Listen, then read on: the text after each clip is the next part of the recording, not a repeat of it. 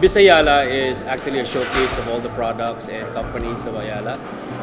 We wanted to highlight the name Bisayala because we want to feature Cebuano, the Visayas, but more specifically Cebu.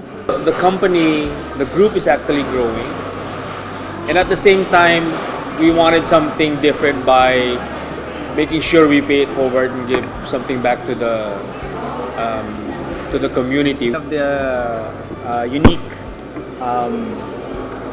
activities of this, unique initiatives of this program, yung Bisayala Annual Trade Fair, is that it doesn't stop on just doing business. No, we have to emphasize on the responsible businesses, no, banking on our innovation and our sustainability and our collective effort and our synergy as a Ayala Group of Companies. No.